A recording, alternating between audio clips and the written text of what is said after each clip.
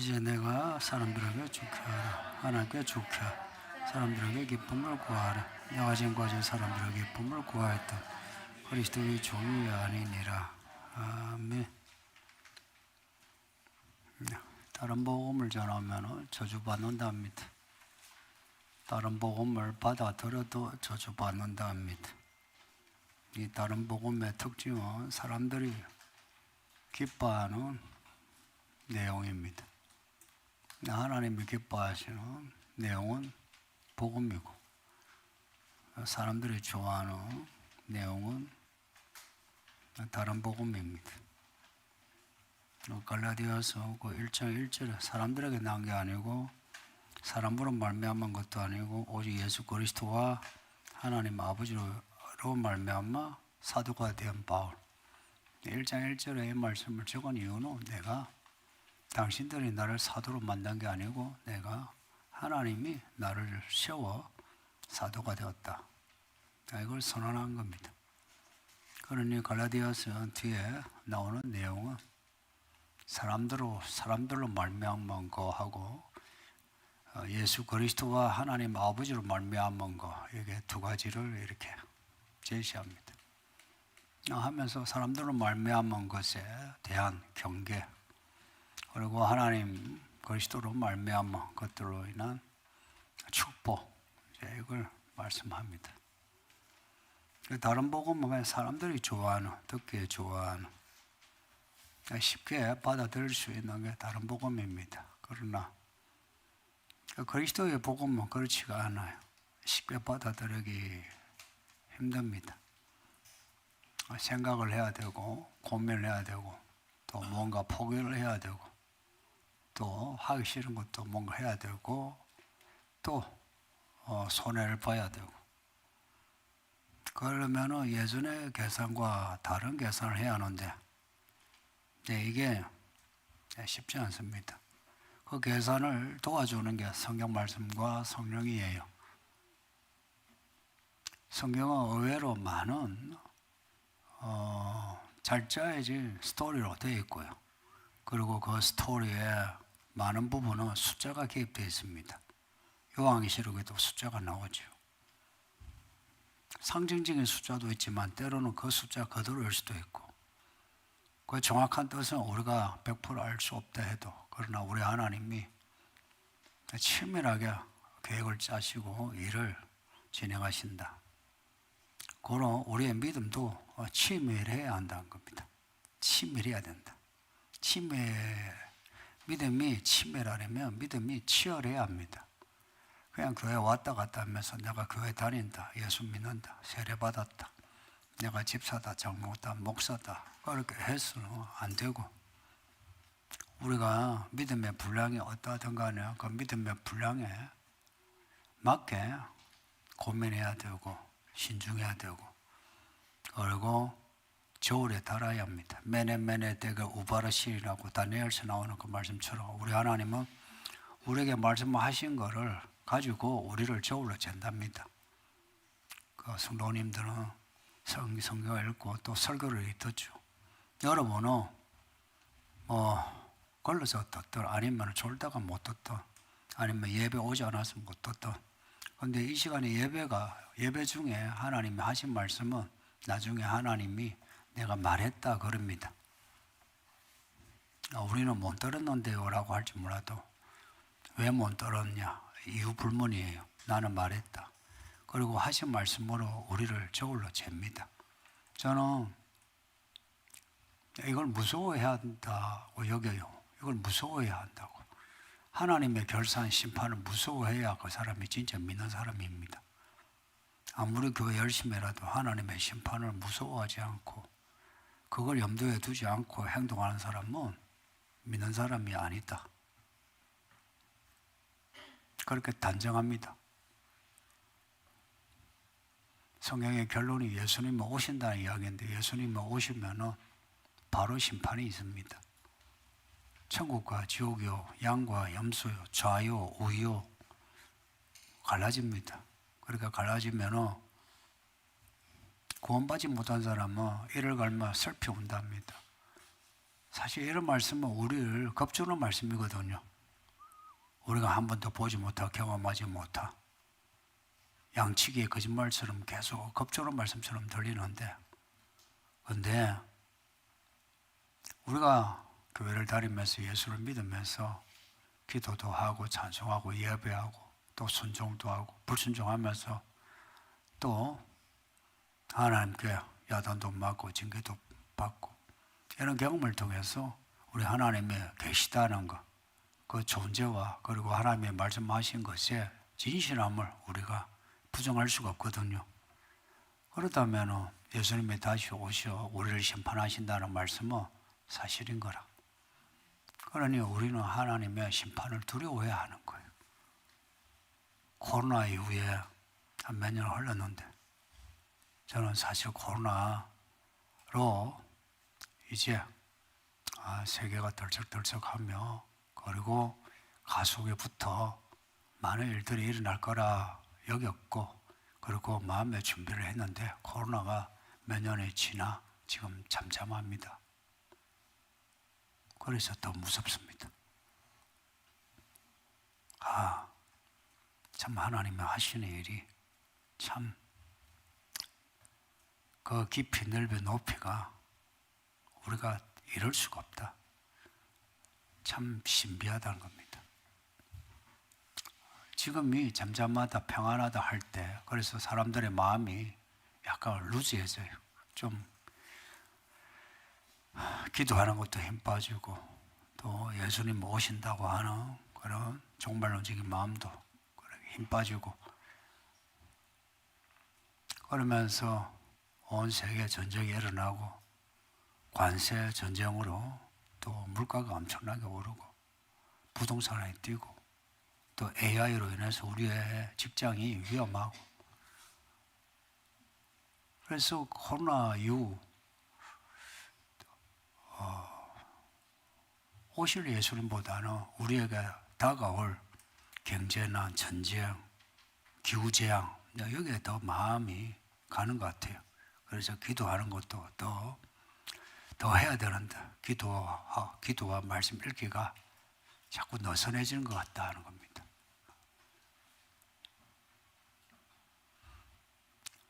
요한계시록 본문의 마귀의 그 모습을, 정체를 꿰는 자로 그리고 참소하는 자로 두 가지로 말씀하죠. 9절에서 꿰는 자로, 오늘 본문에서는 참소하는 자로. 꿰는다는 것은 요한 1세에 나오는 미혹하는 영과 같습니다. 미혹한다. 광야에서 예수님을 미혹했다. 에덴 동산에서 하와를 미혹했다. 마귀가 우리를 미혹하는 거예요. 그리고 하나님이 모든 걸 주관하시면서 다 용납하시는 거라. 그래서 모든 게 하나님의 경륜 안에 있는데 그 경륜 안에는 마귀의 이러한 활동이 한시적으로 허락이 되어 있는 겁니다. 뱀이 에덴 동산에서 하와를 꿰는 거 보세요. 그리고 구약의 여러 이야기에서 마귀가 활동한 것, 직접적으로 이제 언급이 된 게 욥기에 마귀가 하나님 그 하늘나라에서 하나님 앞에서 하나님과 대화를 나누는 장면도 나와요. 마귀가 있는 거예요. 마귀가 있는데 그 마귀가 힘을 잃은 게 오늘 본문의 미카엘과의 이 전쟁인데, 미카엘과의 이 전쟁, 미카엘은 마귀를 이길 수가 없는 천사입니다. 마귀를 이길 수 있는 분은 예수님밖에 없어요. 고로 미카엘의 승리는 예수님의 승리였어요. 예수님이 어떻게 승리하셨나? 땅에서 예수님이 사람이 되셔가 말씀을 전하시는데 예수님이 하나님의 영광을 가지신 분이에요. 그리스도의 권세. 그래서 예수님이 제자들에게 이렇게 위임을 하신 거라. 내 이름으로 가서 복음을 전하라 하니까, 복음을 전하니까 병이 낫고 귀신이 나가고 한 거예요. 그래서 제자들이 와가지고 예수님에게 예수님 이름으로 복음을 전하니까 귀신이 나가고 병이 낫더이다 하니 예수님이 내가 다 보고 있었다. 번개가 떨어지는 걸 봤다. 그 번개가 마귀였던 거예요.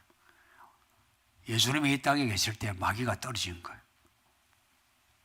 게다가 예수님이 십자가 못 박혀 죽으시고 부활하셨단 말이에요. 그러면 그 예수를 믿는 사람은 어떻게 되겠어요? 그래서 오늘 본문에 구원과 능력과 나라와 권세가 예수 믿는 자에게 있는 겁니다. 마귀가 떨어졌는데 땅 위에서 교회와 성도들을 박해하는 거예요. 그 박해하는 그게 참소와 그리고 꿰는 겁니다. 그래서 예수를 믿으려면 그 미혹에 안 넘어가려면 기준이 분명해야 돼요. 그 기준이 있어야 분별이 되죠. 그죠? 그 기준과 함께 그 상황에 대한 판단력이 필요해요. 기준이 있어야 되고, 그 기준이라는 게 텍스트고, 그 판단력이라는 게 컨텍스트입니다. 그걸 가지고 있어야 내가 해야 될 거, 하지 않아야 될 거, 그걸 내가 알게 되는 거예요. 근데 많은 사람이 그 기준이 불분명한 거라, 그 기준이 불분명하니까 컨텍스트에 대한 상황에 대한 판단이 안 되는 거예요. 그래서 휩쓸린 거라. 내 귀에 단짠단짠 듣기 좋은 거 그것만 쫓아가는 거라. 내 상황에 맞는 거 있죠. 내 상황에 이 상황이면 이렇게 해야지.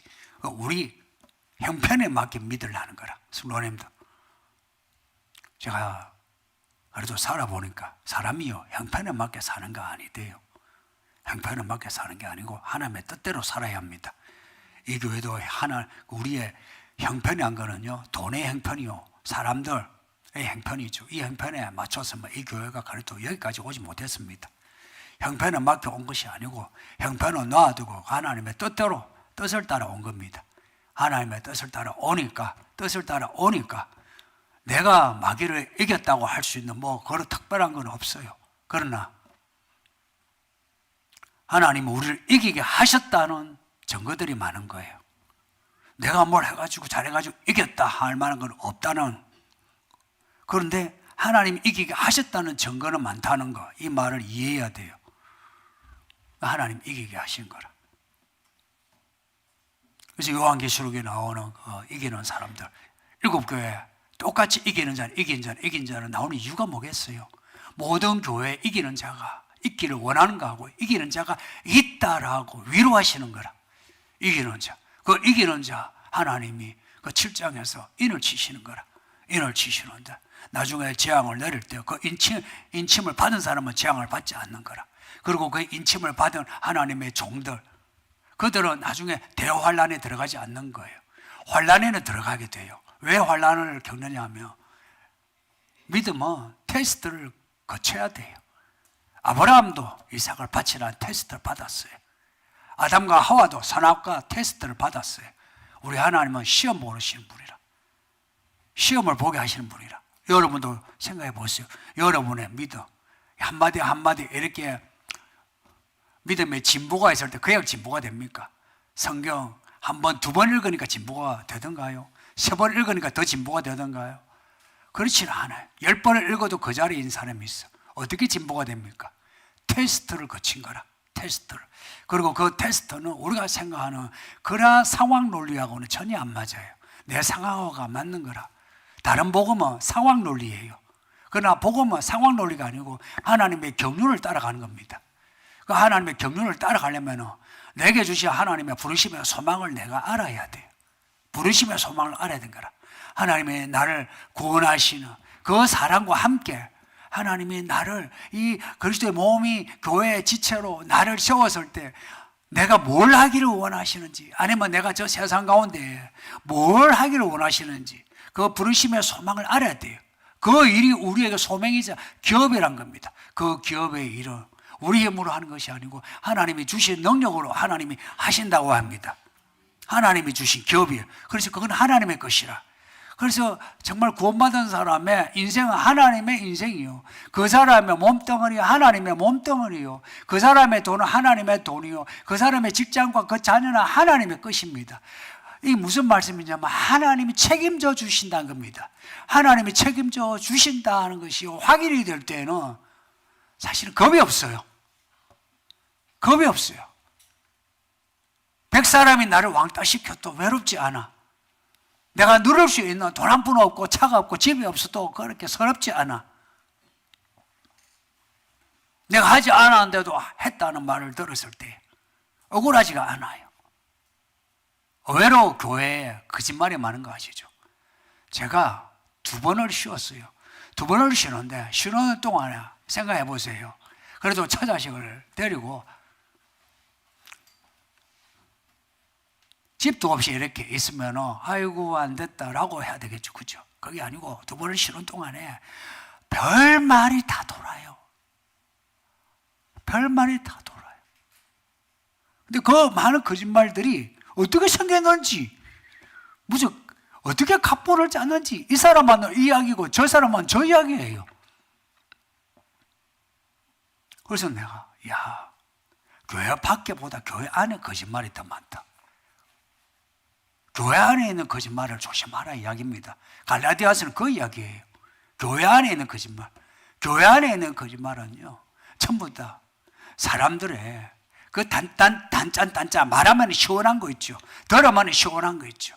그런 말들이에요. 근데 말씀은 그렇지 않아요.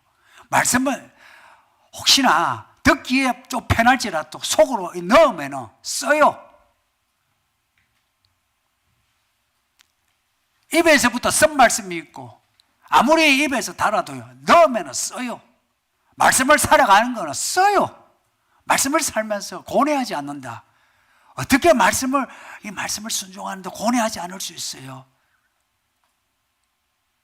특히나 내가 결혼을 해서 처자식이 있고 혹은 남편이 있고 한다면 내 가정이 달려있는 문제인데 고민하지 않는다는 거, 이건 뭔가 이상한 거예요. 그 고민이라는 게 뭡니까? 안 믿는 사람은 고민을 혼자서 하죠. 혼자서 하는데 자기가 계산을 하면서 고민하죠. 그러나 우리의 고민은 어떻게 하는 겁니까? 하나님께 나아가서 기도하는 거죠. 하나님 어찌해야 됩니까? 어찌해야 됩니까? 어찌해야 됩니까? 바울도 그러잖아요. 내가 하나님을 기쁘게 하라, 너희를 기쁘게 하라, 그럽니다. 이 고뇌입니다, 고뇌. 내가 지금 갈라디아 사람들, 내가 이런 말 하면 상처를 받고, 이런 말 하면 삐치고, 이런 말 하면 교회가 혹시 위기에 처할까? 그럼에도 나는 하나님을 기쁘게 하리라 하는 그 결단을 갈라디아 교인들에게 보여주는 겁니다. 저도 이런 고민을 자주 합니다. 성도들의 듣기에 좋은. 저도요, 웃기는 말 하면 잘해요. 잘 놀아. 그런데 이 짧은 시간, 길어봐야 40-50분이에요. 이 본문요, 이 본문을 파고들면 이 본문 가지고 몇 시간을 파고들어도 모자라요. 이게 다 한국어 같으면 쉬워요. 이게 헬라어의 히브리어입니다. 헬라어와 히브리어는 우리나라 말하고 달라요. 언어 순서도 다르고요. 그 모양도 다르고요. 그 말의 철학도 달라요. 모든 게 달라. 게다가 하나님은 살아계셔. 이 글은 그래도 공부를 하면 돼요. 그러나 이 글을 우리의 상황에 살아있는 언어로 말한다는 거는요, 이거는요, 사람의 힘으로 안 돼요. 아무리 공부 잘한 사람도 사람의 힘으로 안 돼요. 근데 이걸 30-40분 만에 이야기를 해야 한다. 성도님들, 이거는 진지하지 않을 수가 없어요. 진지할 수밖에 없는 거라. 그렇다고 해서 우리가 일상생활을 그냥 우울하게 우중충하게 그렇게 하느냐? 저는 그렇지 않아요. 일상생활은 저는 되게 생기가 있어요. 저를 아는 사람은 그걸 알아요. 저는 생기가 있어요. 그러나 이 하나님 앞에 나아갈 때는, 오늘 아침에 말씀드렸죠. 복이라 이 말은요, 발락이라고 하는 발락이 아니에요. 발락이요, 발락. 발락하고 발음이 비슷한데, 발락은 그 나쁜 사람이고, 발락은 절을 한다 말이에요. 절을 한다. 절을 하나님께 엎드리는 거예요. 하나님께 엎드림으로 하나님이 우리를 장악하게 하셔야 되는 거라. 장악하게 하셔야 되는 거라. 나는 하나님께 장악이 돼야 돼요. 하나님과 맞짱을 뜰 수가 없어요. 하나님과 장악이 되어서 하나님이 하라고 하신 대로 내가 할 때에, 할 수 있는 믿음일 때에 하나님은 우리에게 약속하신 거, 혹은 내가 아니라 아브라함에게 약속하신 걸 내게 이루어 주세요. 그러한 삶이 복이 있는 인생이라 하는 겁니다. 그래서 요한계시록의 1장에서 22장에서 똑같이 복을 말하면서 내용이 같아요. 이 말씀을 읽고 듣는, 지키는 자마다 복이 있나니. 근데 많은 사람들이 이 말씀을 읽고 이 말씀을 듣는 것을 되게 힘들어합니다. 왜 힘들어할까? 한글이요, 한글. 제가 웬만하면 히브리어, 헬라어, 영어 안 써요. 아시죠? 나 거의 안 해요. 신학적인 언어도 거의 안 써요. 그냥 우리가 쓰는 말을 해요. 그래서 여러분이 단어가 어렵다 이런 말 못해요. 약간의 종교, 이 성경의 언어는 써요. 은혜롭다라든지 하나님의 영광이라든지 십자가라든지. 근데 그 말은 핵심어. 근데 나머지 서술하는 데 있어서 어려운 말을 안 써요. 그래서 초등학생만 해도 사실은 들으면 충분히 수용할 수 있는 언어예요. 근데 왜 이걸 어렵다고 여기느냐 라고 하면 이 마음이 말씀을 못 받아들이는 거라. 마음이 이 말씀은 양날의 칼날과 같아요. 칼날과 같은 말씀이라 이 말씀을 받아들일 때는 내 마음이 찔리고 매일 준비를 해야 돼요. 아야아야 해야 돼요. 말씀을 들을 때는 내 마음이 찔러가 아야 해야 돼요. 보세요. 다윗이 언제 가장 큰 은혜를 받았는가? 전쟁에서 이기고 그리고 나라 잘 다스리고 성전을 짓고자 할 때 그때 말하자면 다윗 인생의 피크에서 그때 다윗이 하나님의 영광을 받나요?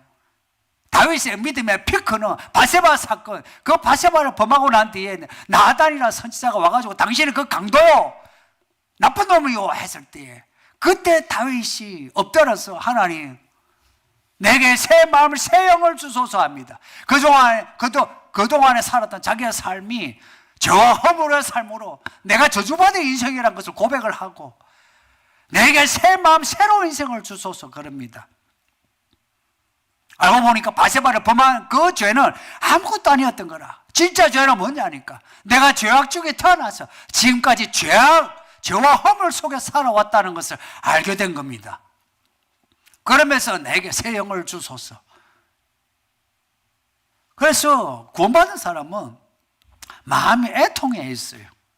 마음이 가난해 있어.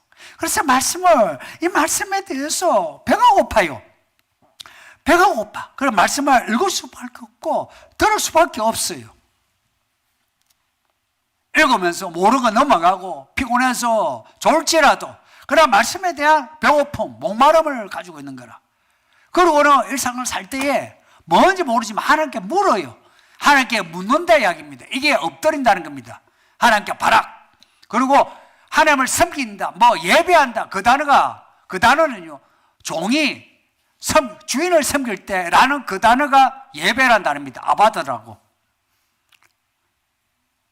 하나님 어떻게 섬기나? 종처럼 내가 엎드릴 때에 하나님을 섬기는 겁니다. 그렇게 섬길 때에 우리 하나님이 내 아들, 딸이라, 내 종이라, 내 사람이라 하나님이 그렇게 인을 칠 때에 우리를 복되게 하십니다. 이제 액을 들으면 좀 마음이 그렇죠. 이 기독교는 무조건 엎드려야 되는구나. 이거 어찌 들으면 말하자면 세뇌시켜가지고 무조건 가스라이팅 하듯이 그렇게 하는 거 아닌가. 사실 안 믿는 사람들은 그렇게 볼 수밖에 없어요. 그러나 저도 예전에 청년 때 그런 생각했어요. 그러나 믿고 따라보니까 가스라이팅이 아니라 그렇게 가스라이팅이 겁이 나서 바깥에 자기 아둥바둥 살아간 사람들, 그 사람들이 종노릇 하지 않습니까? 그 사람들 중에 진짜 행복한 사람을 봤습니까? 나 본 적이 없어요. 다들 힘들게 살아. 예전에 제 동기들, 학교 다닐 때 동기들 만나면 힘들게 살아요. 사회적으로 그 자리가 제일 피크에 올라왔는데도 힘들게 살아. 노후 걱정하고. 그리고 아내와의 관계, 자식과의 관계 별로 안 좋아요. 그렇게 열심히 살았는데. 그러나 하나님의 말씀대로 살 때는 하나님은 좋은 분이시라. 그래서 우리의 인생을 좋게 만들어 가십니다. 좋게 만들어 가신다. 요 단어를 잊지 마요. 만들어 가신다. 우리를 지으신 바, 만드신 바. 누가 우리를 지으셨나? 하나님이. 누가 우리를 만들어 가시나? 하나님이. 하나님이 만들어 가실 때에 우리가 만들어져요.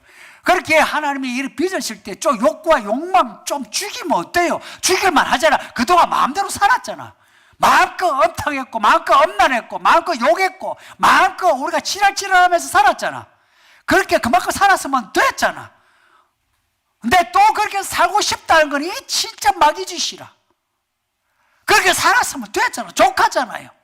저 생각해 보니까 좋게요.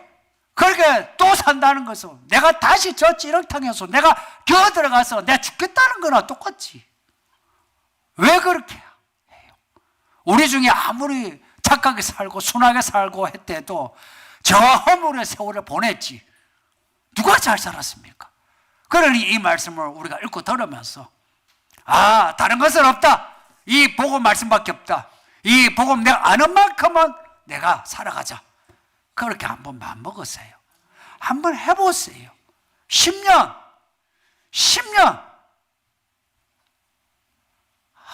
10년이다 1년이다 한번 꾸준하게 해보세요. 하나님은 살아계시기 때문에 마디마디 딱 매듭을 지어줘. 매듭. 성경에서 이 매듭이라는 말 중요해요. 매듭을 지어줘요. 한 묶음 또 한 묶음 또 한 묶음 해서 우리 인생의 플롯을 만들어줘요. 그래서 우리 인생이 결코 헛되지 아니하고 모든 인생의 플롯, 그 시간 아닙니까? 그리고 사람이요 사건들 아닙니까? 그것이 하나도 헛되지 아니하고 그 모든 것이 다 엮어 알고 보니까 퍼즐이 맞춰지면서 그때 내가 지은 죄와 허물조차도 하나님의 은혜 속에 있다는 겁니다. 그리고서 우리가 주님을 만난다면 어떻겠습니까? 와, 죽는 게 기다려지죠. 죽는 게. 죽음에 대한 두려움이 종교와 철학의 시작 아닙니까? 그런데 믿음은 죽음이 기다려지고 죽음 이후가 고대가 되는 거라. 야, 예수님을 직접 보네. 어떻게 생겼을까? 천국은 어떨까? 여기도 이렇게 은혜 가운데 있는데 천국은 어떨까? 기대가 되면서 죽음이 두렵지 않은 거예요. 죽음이 두렵지 않다면 마음의 평안이 있고 마음의 평안이 있으면요 몸도 평안해요. 어떤 몸의 고통조차도 그 통증이 녹아버려요.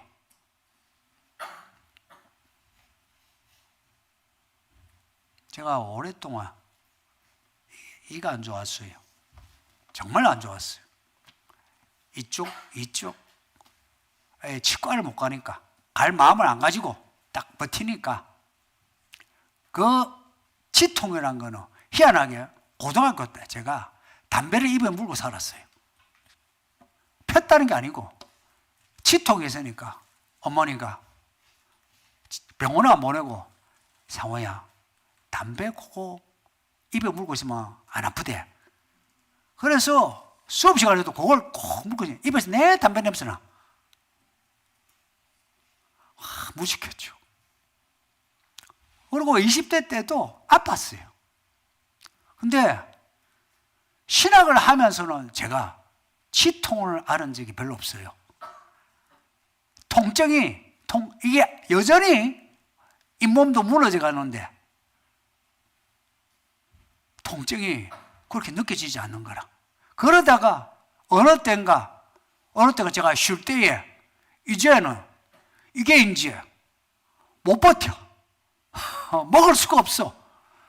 해서 쉴 때 이제 치과 아는 성도 치과 갔는데 그냥 간 거예요. 임시 방편으로 갔는데 그냥 그날부터 거의 한 10개월 동안 대공사 그 후로 제가 지금 이렇게 튼튼합니다. 생각해보면 언제 그 장로님이 어떻게 버텼는지 그 치료하면서 어떻게 버텼냐고. 근데 통증도 그때 통증을 내가 못 이겨가서 그렇지 그전에는 그것도 없었어요. 저는 그래서 하나님은 통증도 못 느끼게 하시는구나. 그 치통만이 아니라 제가 아프면 많이 아팠거든요. 근데 그럴 때마다 하나님이 이기게 하셨어요. 성도님들 이런 겁니다. 예수 믿어서 잘 먹고 잘 살면 좋지. 저도 잘 먹고 잘 살고 싶어요. 나 처자식에 내 어릴 때 그 가난에서 벗어나 잘 먹고 잘 사는 거 이런 목사를 욕하고 싶습니까? 욕하면 안 돼요. 이건 내 진심이 목사이기 전에 진심입니다. 그 욕하면 안 되지. 근데 하나님이 잘 먹고 잘 살게 하면 좋지. 그렇게 안 하신다면 그렇게 안 하시면 안 한 대로 살아야지. 우리에게 주시는 복은 우리에게 족합니다. 그냥 족합니다. 그냥 족해요. 우리에게 주시는 복은 하늘의 복입니다. 이 땅에서 하나님의 나라를, 하나님 아버지를 만나고, 그리고 이 땅에서 하나님의 그 일을 할 수 있는 하나님의 종이 되어서 예수님 오실 때 예수를 만나는 거, 이 복을 주고 싶은데 우리가 자꾸 다른 걸 원하니까 이게 포커스가 안 맞는 거예요. 그래서 믿음이 자꾸 무너지는 겁니다. 그러니 성도님도 다른 복음을 찾지 말고 이 성경을 읽으셔서 그리스도의 복음으로 살아가시길 바랍니다. 예.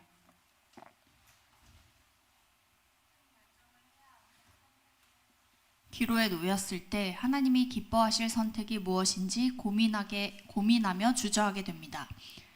그처럼 내 눈에 보기 좋은 것을 선택할까봐 내가 좋아서 선택한 건가? 내가 원하지 않는 것은 선택하는 게 하나님이 원하시는 걸까?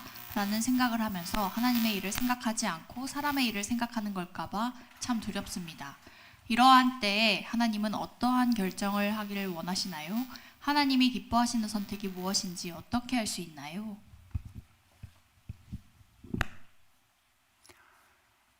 이스라엘이 광야 나가가지고 2년째에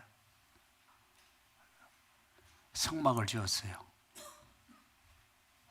그 성막을 짓는데 금과 은 가지고 있는 보물을 다 바쳐가 성막을 지었어요.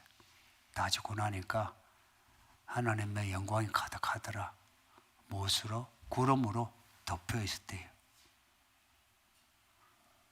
구름이 잡힙니까? 안 잡히는데 구름이 보인 거라. 내 마음이 하나님께 정하게 되면 뭔가 잡을 수 있는 건 아닌데 하나님의 뜻이 보여요. 제가 오늘 한 성도가 아주 신령한 꿈을 꿔서 나한테 이야기해 줬어요. 근데 저는 그런 신령한 꿈을 꾼 적이 없어요.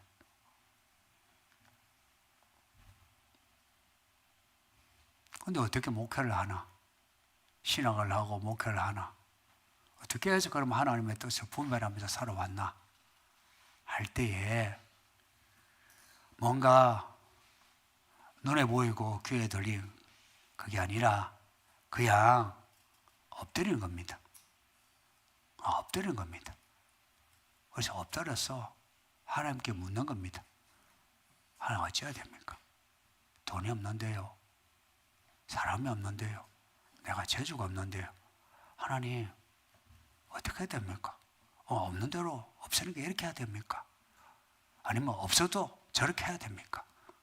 물어요. 그렇게 물으면 그날 밤에 하나님이 말씀하시면 좋은데 말씀 안 하세요. 그리고 한 번씩 교회에서 이렇게 기도를 밤새 이런지 한다면 그러면은 꿈이라도 꾸게 하실 것 같은데 아무 꿈도 없어요. 그리고 일어나면 피곤해. 더 피곤해. 뭐지? 근데 시간이 딱 지나 보니까 있잖아요. 영광의 물결이 저를 몰아가고 있었던 겁니다. 나는 예를 들어서 그 중요한 결정을 할 때 사실 이게 맞나 싶어요. 맞나?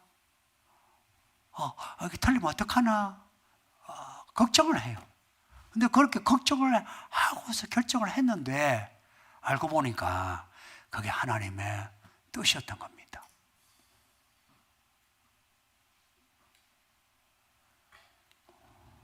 구약에 아합 때에 엘리야 이야기에 선지자가 말을 해요. 이제 소나비가 떨어진다 했어요. 사람들이 보니까 소나비가 떨어질 기미가 안 보여. 근데 저기 지중해 성경에는 대해라고 나와요. 지중해 좀 많은 구름이 이제 생긴 거라. 구름 한 점 없는 거 하늘에 요만한 구름이 하나 생긴 거라. 구름이 그것도 흰 구름이겠죠. 검은 구름이어야 비가 오지. 그 흰 구름 하나 보고 소나기 온다. 왕이여 내려가시오. 내려가시오. 빨리 내려가요. 빨리 내려가. 비가 쏟아진 거라.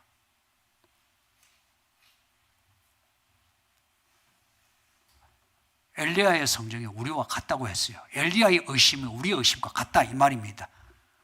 그러니 우리가 하나님께 매여 하나님의 뜻대로 살고자 하면 그 조망만한 그 구름 그거 보고 사는 겁니다. 결정을 할 때에 그래도 이게 하나님 뜻이 아닌가 했는데 알고 보니까 그게 맞는 거예요.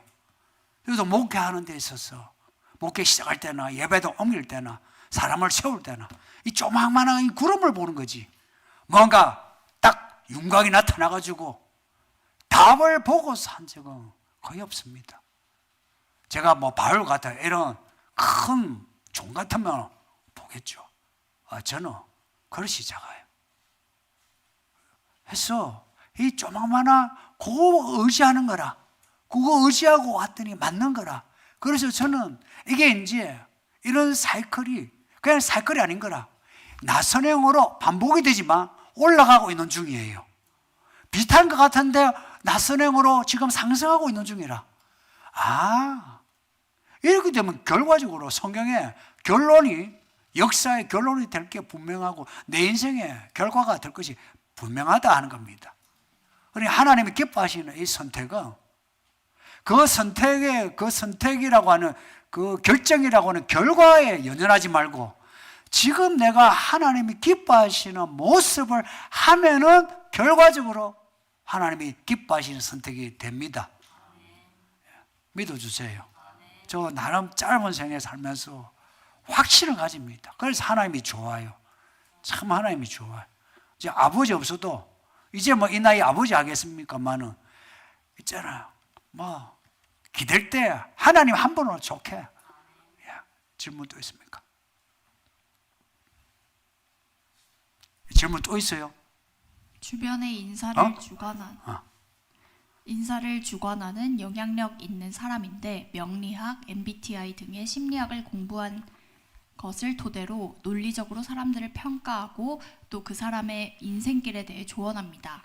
얘기를 듣고 있으면 얼추 맞기도 하고 진로나 성향을 얘기하니 많은 사람들이 혹합니다. 사람들의 이런 평가, 이야기에 대해 저는 그냥 무시하면 될까요?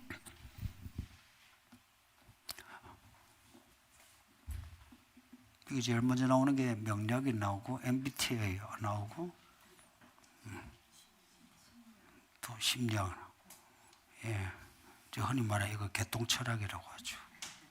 근데 개똥철학 무시할 수 없어요.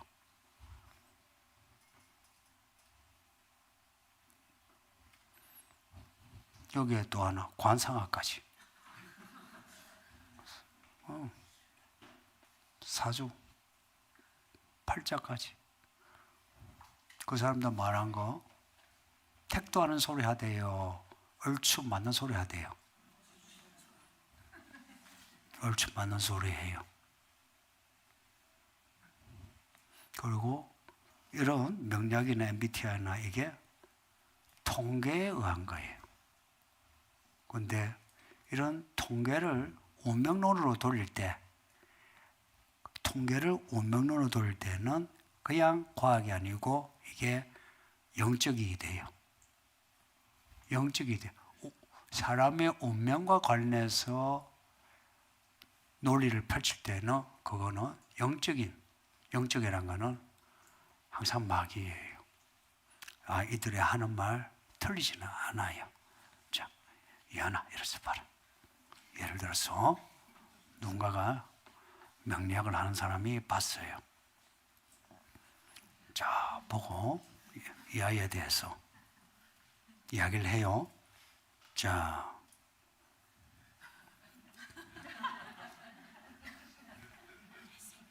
벌써 이게 파악되었어요. 그러면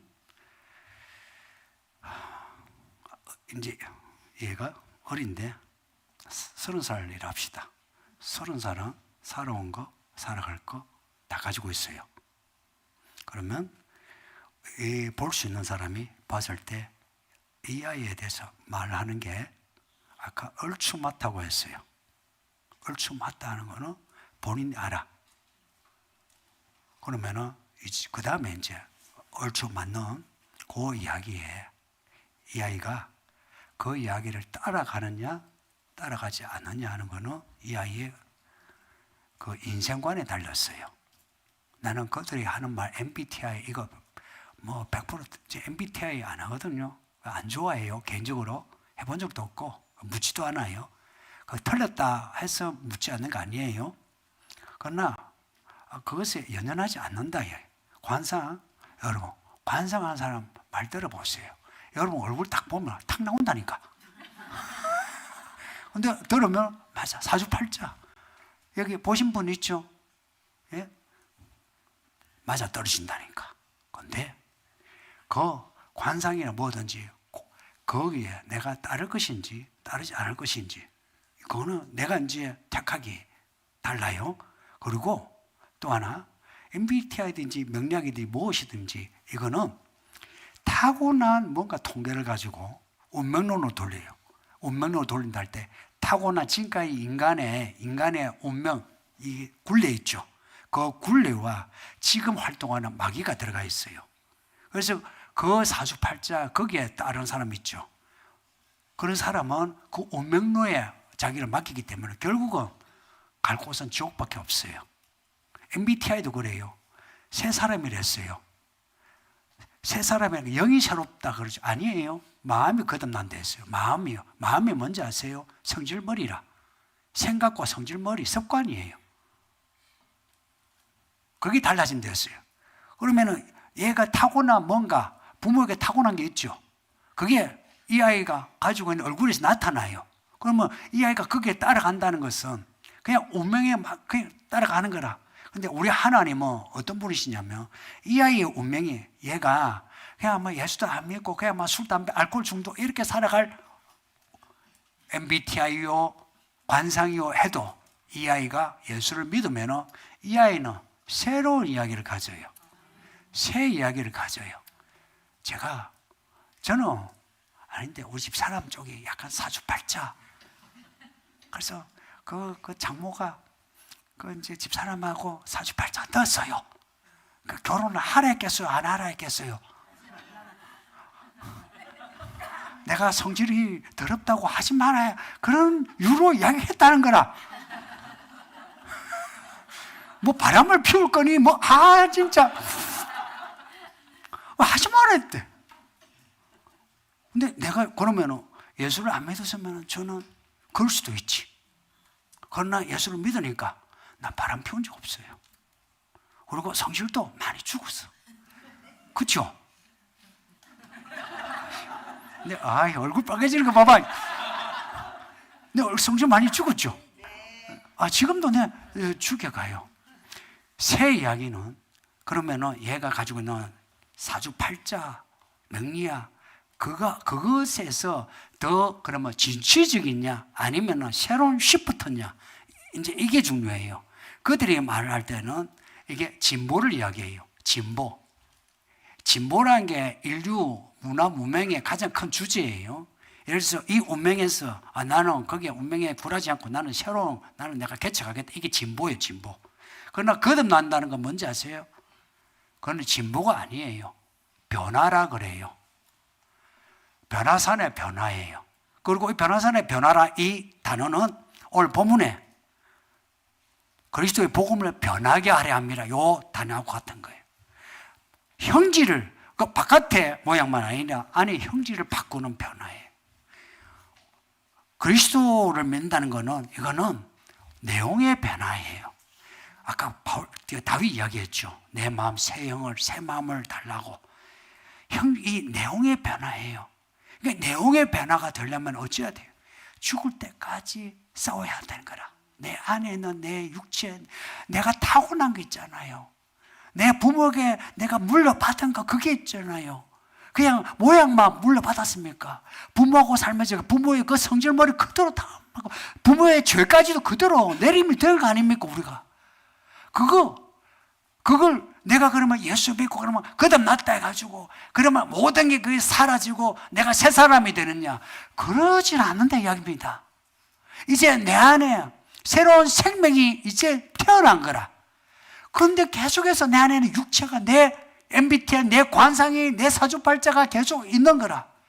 싸워야 돼요. 싸워야 돼.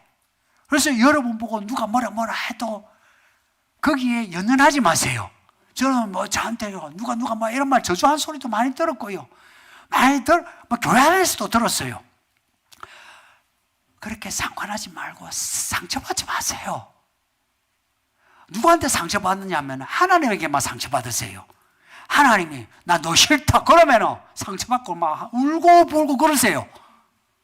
그러나 사람이 난 너 싫다 하면 내가 왜 싫을까? 그 정도 해야지. 뭐 죽겠다, 나는 뭐 열어 죽겠다 그러지 마세요. 그러니까 이런 이야기에 대해서 무시는 하지 마세요. 무시할 건 또 아니에요. 여러분 들으면 무시 못해요. 왜냐? 맞아 떨어지는데 어떻게 무시할 거예요? 이미 정서적으로 이미 딱 맞네, 용하다 나오잖아요.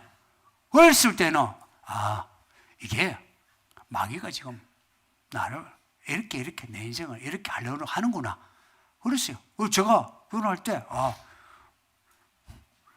이거 있으면은 이거는 못 산다. 그 소리 들었으면 제가 무슨 마음이 듭니까? 살아야지. 나 절대 이혼 안 해. 그 마음이 이게 드는 거예요. 더 오히려. 그리고 내가 성질이 들어온 거 귀신도 안 해. 귀신이 아니까 내가 조심해야지. 조심한 거예요. 지금도 사실 조심해요. 하려고 해도요. 항상 바가지가 새들이 조금씩 새요. 죽을 때까지 새겠지만 그래도요. 많이 이렇게 메꿔졌어요. 그렇게 하는 겁니다. 많은 사람이 한 방에 모든 걸 다 하려 하는데 그렇지가 않아요. 저도 여러분에게 한 방에 모든 걸 요구하지 않고 여러분도 저에게 한 방에 많은 걸 요구하지 않으셔야 돼. 우리는 그래서 서로에 대해서 불쌍하잖아요. 이렇게 다 보면은 여러분 인생 불쌍하잖아. 그죠? 다 불쌍한 거라. 다 치열하게 살잖아. 이 시간에 왜 여기 앉아 있어요? 처음부터 여기 앉아 있었어요? 아니거든. 시간이 가면서 치열해지면서 오후에 여기 앉아 있지. 이 치열함에 대해서 서로에 대해서 연민과 동정으로 봐주고 그리고 용납해주고 그리고 이 사람의 이 통계 이 인생의 굴레 아닙니까? 통계라는 거예요. 문학적으로 말하면 인생의 굴레예요. 이 굴레에서 내가 벗어나야지 하나의 어떤 그 패기를 믿음의 패기를 가지고 끝까지 살아갑시다 하는 결론. 제가 바로 기도하고 마치겠습니다. 아버지 하나님 고맙습니다. 이 시간까지 말씀을 읽고 듣고 기도하고 찬송하고 성도의 교제 나누게 하시니 감사합니다. 우리 예수님 오시는 그날까지 이 믿음 뒤로 가지 아니하고